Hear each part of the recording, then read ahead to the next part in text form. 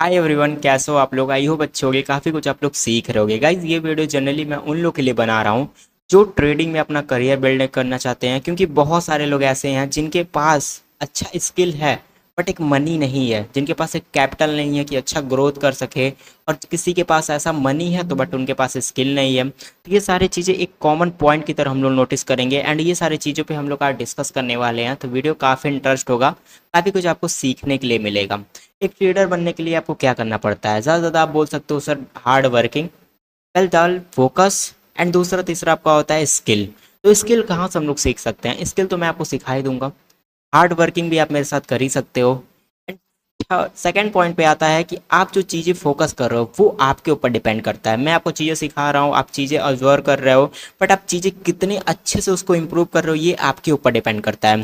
Trader बनना इतना भी ईजी नहीं होता है, या बोल सकते हो आप सक्सेसफुल ट्रेडिंग बनने के लिए भी इतना भी आपको डिफ़िकल्ट नहीं होता है। बट अगर आप चीज़ें इन्वॉल्व कर रहे हो, हार्ड वर्किंग कर रहे हो, पेशेंस रख रहे हो एंड एक प्योर चीज़ें आप ऑब्जर्व कर रहे हो, तो मैन भी आप ट्राई करो, आप प्रॉफिटेबल ट्रेडर कन्वर्ट हो जाओगे।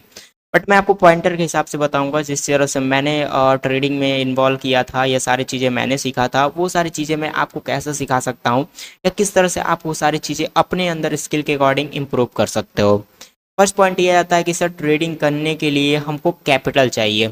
एंड कैपिटल अगर हमारे पास है तो फिर हम एक अच्छा अमाउंट भी क्रिएट कर सकते हैं। बट जनरली कभी ऐसा होता नहीं है, क्योंकि बहुत सारे लोग ऐसे भी हैं जिनके पास स्किल तो है एंड बोल सकते हो बहुत अच्छा स्किल है, बट उनके पास कैपिटल नहीं है। बट बहुत लोग के पास ऐसा है जिनके पास कैपिटल भी है, बहुत सारे मनी भी हैं, बट वो अच्छे से पास उनके पास स्किल नहीं है जिससे कि वो अपने पैसे को ग्रोथ कर सकें। तो आज के वीडियो में हम लोग इसी बात पर टॉपिक पर डिस्कस करने वाले हैं कि किस तरह से हमको अपने रिस्क को मैनेज करके चलना चाहिए, अपने एक रिवॉर्ड को मैनेज करके चलना चाहिए, किस तरह से हम लोग ट्रेडिंग करियर में इन्वॉल्व हो सकते हैं। देखो एक पॉइंट हमेशा याद करो, ट्रेडर बनने के लिए आपको बहुत ज़्यादा हार्ड वर्किंग लगेगा, बहुत ज़्यादा आपको चीज़ें इन्वॉल्व करने के लिए फोकस लगेगा एंड बहुत सारी चीज़ें आपको टाइम देना पड़ेगा मार्केट में। आप सोच रहे हो 2 घंटे 4 घंटे मार्केट को ऑब्जर्व कर लिया, open market of market, but वो सारी चीज़ें तभी काम करेंगी जब आप फोकस करोगे। एंड फोकस किस तरह से हम लोग कर सकते हैं, इसके ऊपर बहुत सारे पॉइंटर मैं वीडियोस बनाने वाला हूँ, जिसके लिए आपको और ज़्यादा हेल्प होगा। एंड मैं ट्राई करूँगा कि किस तरह से ट्रेडिंग करना चाहिए, किस तरह से इन्वॉल्व होना चाहिए, या क्या चीज़ें एक बेस होती है, एक सेटअप क्या होता है स्लो स्टडी ग्रोथ करने का। ठीक है, तो चलो आज की वीडियो को मैं ट्राई करता हूँ आपको सारी चीज़ समझाने के लिए, किस तरह से एक अच्छा ट्रेडर अपने कैपिटल को ग्रोथ कर सकता है, और जिनके पास कैपिटल नहीं है वो कैसे अपने स्किल के अकॉर्डिंग कैपिटल को और ज़्यादा ग्रोथ आउट में ला सकते हैं। देखो ये पॉइंट हमेशा याद रखा करो, ट्रेडर बनने के लिए आपको हमेशा प्रैक्टिस बहुत ज़्यादा इंपॉर्टेंट है। लोग बोलते हैं कि सर मैंने 2 घंटे चार्ट देख लिया, 4 घंटे चार्ट देख लिया एंड चीज़ें समझ नहीं आ रही है, दिमाग से उतर जा रहा है, या कोई चीज़ें दिख रही हैं बट हम ट्रेड नहीं कर पा रहे हैं। ये सारी चीज़ें तभी आते हैं जब आप लर्निंग फेस में रहते हो। मैं भी जब ट्रेडिंग में आया था लर्निंग फेस पे था, या चीज़ें आपको ऑब्जर्विंग के लिए बहुत सारे पॉइंट पे मिस्टेक हो रही थी। बट मुझे इस पॉइंट से एक पॉइंट हमेशा याद आ रहा था कि नहीं यार, अगर मैंने गलत हो रहा हूँ तो क्यों गलत हो रहा हूँ। नोटिस करो, अगर आप गलत हो रहे हो, लॉसेस हो रहे हैं, या आप अच्छे से वर्क नहीं कर पा रहे हो, तो क्यों नहीं कर पा रहे हो, इसका कुछ तो रीज़न होगा। या आप कहीं पे मिस्टेक कर रहे हो, या चीज़ें आपको दिख रही है उसको इंप्रूव नहीं कर रहे हो, या 1 से 2 बार सेटअप यूज़ कर लिया, इंडिकेटर यूज़ कर लिया, कुछ टेक्निकल एंड कुछ फंडामेंटल एनालिसिस कर लिया, बट वो सारी चीज़ें तभी काम करेंगी जब आप पेशेंस में एंड फोकस करोगे, राइट। अगर आपको मैं बोलूँ कि सर एक पर्टिकुलर स्टॉक है जिसका प्राइस 100 रुपीज़ टू 200 रुपीज़ चल रहा है, जनरली लोग वहाँ पे क्या प्लानिंग करेंगे? आपके अकॉर्डिंग आप प्लानिंग कैसे कर सकते हो? मे बी 100 रुपीज़ का प्रीमियम है तो आपने ट्रेड ले लिया एंड आपने ट्रेड का स्टॉप लॉस क्या लगा दिया, मिनिमम आप लोग बोलोगे तो सर आप बोलोगे 80 रुपये या 70 रुपये, ऑलमोस्ट 30 से 20 रुपये 25 रुपये हम स्टॉप लॉस देते हो, राइट। ये आप प्लानिंग करते हो, बट मैं जनरली ऐसे प्लानिंग नहीं करता हूँ, क्योंकि मेरा इंटेंशन है कि मार्केट में पैसा बनाने के लिए आपको पैसा चाहिए। तो अगर मैं पैसा लगा रहा हूँ तो मेरा सबसे पहले पॉइंट आ जाता है कि अपने कैपिटल को सेफ रखना। अगर मैं वहाँ पर पैसे अकॉर्डिंग करो, अगर आप वहाँ पर 1 लाख 2 लाख अगर इन्वॉल्व कर रहे हो उस ट्रेड में या उस स्टॉक में, तो आपका प्लानिंग क्या होना चाहिए? पहले आप अपने कैपिटल को सेव करो, फिर उसके बाद जो भी प्रॉफिट बन रहा है प्रॉफिट से अपने प्रॉफिट को और ज़्यादा इंक्रीज करो, ये पॉइंट आना चाहिए, ठीक, राइट। अगर मैं 100 रुपीज़ का प्रीमियम ले रहा हूँ, आपको एग्जांपल के साथ समझा रहा हूँ, चीज़ें और ज़्यादा अच्छी तरह समझ आएंगी, इस वजह से मैंने ये वीडियो क्रिएट किया एंड मुझे लगा कि ये सारी चीज़ें पे एक बात करना चाहिए, क्योंकि सक्सेसफुल ट्रेडिंग करने के लिए क्या सीक्रेट होना चाहिए, क्या चीज़ें समझ आना चाहिए, वो सारी चीज़ें फोकस आउट होनी चाहिए। यहाँ पर अगर इमेजिन करो मैं एक स्टॉक ले रहा हूँ जिसका प्राइस है 100 रुपीज़, ठीक है। आई थिंक 100 रुपीज़ क्या है स्ट्राइक प्राइस है, ठीक है। इंटेंशन मेरा क्या प्लानिंग होना चाहिए इस 100 रुपीज़ के स्टॉक में, ठीक है। एग्जैक्टली मैं आप बोलता हूँ तो सर 100 रुपीज़ के प्रीमियम में अगर मैं 100 रुपीज़ पे बाइंग कर रहा हूँ, पहले मैं क्या देखूंगा, चार्ट पैटर्न, किस तरह से ये पिछला मोमेंटम था, किस तरह से ट्रेंड था, क्या ये प्राइस गिरते हुए फॉलिंग कर रहा है या फॉलिंग करने के बाद एक अच्छा मूव किया अपसर साइड में। तो ये सारी चीज़ें देखने के लिए बाद अगर ये मुझे परफेक्ट लगेगा, ये अगर मुझे परफेक्ट लगेगा तो मैं इसको 100 रुपीज़ पे बाइंग करूंगा। क्या करूंगा सर, यहाँ पर मैं 100 रुपीज़ पे इसको बाइंग करूंगा। तो सबसे पॉइंट आ जाता है कि सर बाइंग तो हमने कर लिया, कुछ कैपिटल भी लगा दिया या कुछ सीखने के लिए मैंने यहाँ पर पैसा इन्वॉल्व कर दिया, ओके। बट मेन पॉइंट ये आता है कि सर आप लॉसेस कितना ले रहे हो, क्योंकि losses is a part of game. अगर लॉसेस करोगे तो फिर आपको प्लानिंग भी करना पड़ेगा, कितना आप रिस्क ले रहे हो, कितना रिवॉर्ड आपको मिल सकते हैं। तो अगर मैं 100 रुपीज़ पे प्रीमियम ले रहा हूँ तो मेरा इंटेंशन सिंपल सा रहता है, अगर ये 100 रुपीज़ का प्रीमियम है, अगर ये प्रीमियम 80 रुपये, ठीक है, अगर ये 80 रुपये प्रीमियम आ जाता है तो मैं इसको क्या करूँगा, बुक कर लूँगा। क्या करूँगा सर, इसको मैं यहाँ पर बुक कर लूँगा, क्योंकि मुझे पता है अगर ये 100 रुपीज़ को ट्रेवल आउट कर रहा है, बार बार एक ही लेवल को टच आउट कर रहा है, प्राइस ऊपर जा रहा है, 100 रुपीज़ गया, फिर 95 रुपीज़ आया, 92 रुपीज़ आया, फिर 92 से ऑलमोस्ट 98 गया, फिर 100 को 101 गया, फिर 100 के बाद फिर यहाँ पर ये 99 आया, फिर 105 गया। अगर ऐसे ये मूव कर रहा है तो मे भी ये स्टॉक क्या हो सकता है, एक बेस आउट क्रिएट कर रहा है, लोगों को दिख रहा है कि सर ये इन्वॉल्व हो रहा है, धीरे धीरे प्राइस मूव कर रहा है। बट एक पॉइंट हमेशा याद करो, ट्रेडिंग में जब भी आप स्टॉक बाइंग कर रहे हो या ऑप्शन बाइंग कर रहे हो, पॉइंटर के हिसाब से अगर मार्केट को मूव करना होगा तो वो स्लो स्टडी पैटर्न्स के अकॉर्डिंग मूव करेगा। बट अगर इसको फॉलिंग करना पड़ेगा तो ये ज़्यादा वेट नहीं करेगा आपको, क्योंकि पता होगा सेलिंग इज ऑलवेज फास्ट। अगर सेलिंग करना होगा तो ये मतलब बहुत तेज़ी से फॉल करके आपका एसएल हिट कर देगा, ठीक है। तो मैं सिंपल से प्लान रहता हूँ, अगर मैंने 100 रुपीज़ पे बाइंग किया है, सिंपल सा 100 रुपीज़ बाइंग किया, 80 रुपये का एसएल लगाया, अगर ये 80 रुपये का एसएल वन टाइम हिट कर देता है, ठीक है, अगर मैंने ट्रेड लेते ही अगर ये हिट कर देगा तो फिर मैं इन्वॉल्व हो जाऊंगा, क्योंकि वो स्टॉक में फिर मैं फोकस करना स्टार्ट कर दूंगा। लोग बोलते हैं कि सर अगर एसएल हो जाता है तो फिर हम लोग स्टॉक प्राइस चेंज कर देते हैं, या बोल सकते हो आप स्टॉक चेंज कर देते हो, बट मैं ऐसा प्लानिंग नहीं करता हूँ। अगर मेरा स्टॉप लॉस हंट हुआ है तो वो क्यों हुआ है, क्या उस स्टॉक में पोटेंशियल नहीं था मूव करने का, क्या वो स्टॉक जो था वो सही टाइम पे हम लोगों ने बाइंग नहीं किया था। बाइंग प्राइस और स्टॉप लॉस प्राइस, ये दोनों चीज़ें स्विंग तभी होती हैं जब हम ट्रेडिंग करियर में इन्वॉल्व होना स्टार्ट कर देते हैं।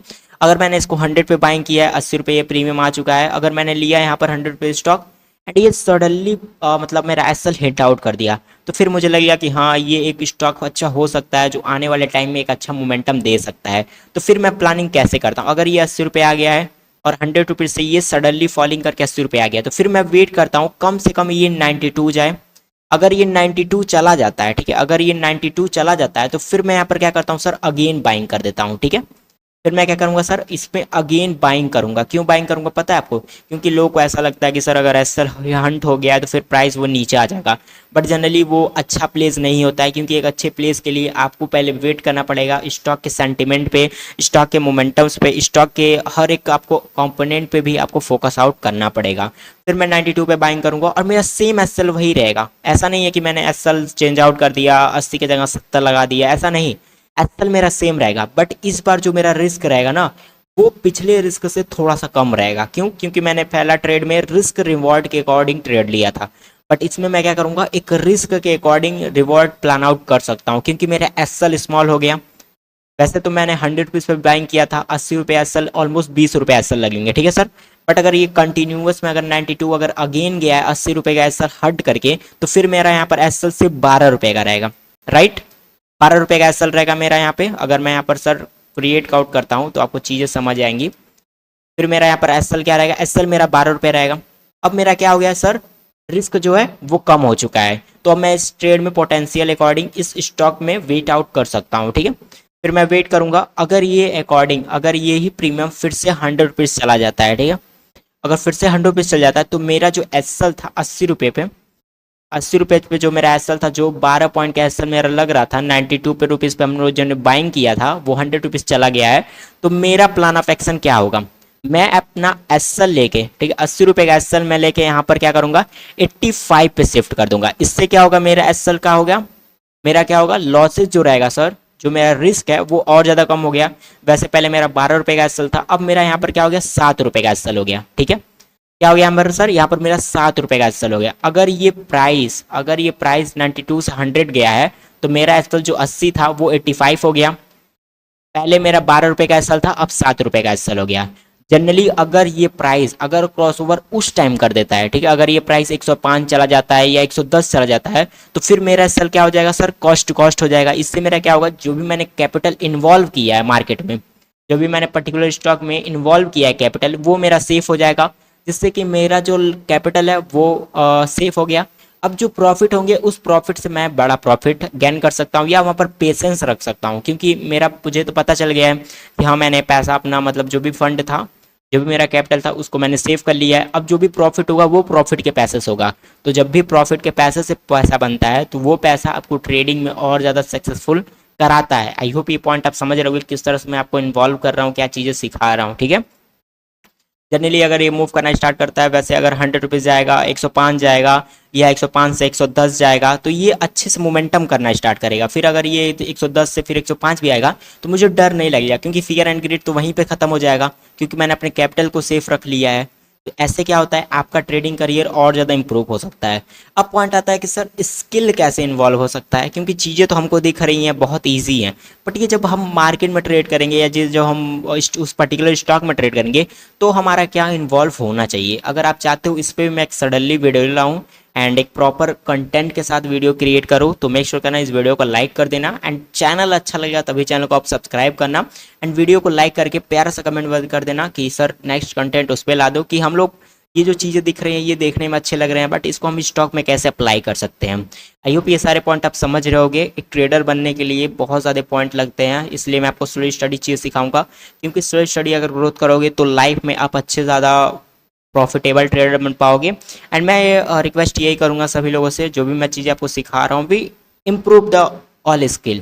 ठीक है, मार्केट स्लो नहीं है, स्लो आप हो। अगर मार्केट में आपको पैसा बनाना है तो फिर आपको भी मार्केट के हिसाब से आपको चलना पड़ेगा। अगर आप सोच रहे हो कि मार्केट में बाइंग कर लूँगा सेलिंग कर लूँगा तो पैसा बन जाएगा, इन्वॉल्व ऐसे पैसे नहीं बनते हैं। पैसे बनाने के लिए आपको एक प्रॉपर बोल सकते हो एक प्रॉपर चीज़ें चाहिए, प्रॉपर मेथड चाहिए, जिससे कि आप मार्केट में इन्वॉल्व हो सको, क्योंकि ट्रेडिंग करियर का एक ऐसा फील्ड हो जाता है, बोल सकते हो एक ऐसा सर्कल हो जाता है जहाँ पे बहुत सारे लोग ट्रेडर आते हैं बट अपने कैपिटल को लूज़ करके फिर यहाँ से विकअप कर लेते हैं। बट मैं बोलता हूँ अगर सर आपको ट्रेडर बनना है तो चीज़ें इन्वॉल्व करो, फिर से एक न्यू प्लानिंग करो, फिर से एक न्यू जनरेशन स्टार्ट करो, फिर ये चीज़ें आप इन्वॉल्व करोगे ट्रेडिंग करियर में तो और ज़्यादा आपके लिए हेल्पफुल होगा। आई होप ये वीडियो आपको काफ़ी इंटरेस्ट होगा एंड अच्छा लगा होगा, प्लीज़ वीडियो को लाइक एंड शेयर। अभी के लिए इतना ही फ्रेंड्स, थैंक यू।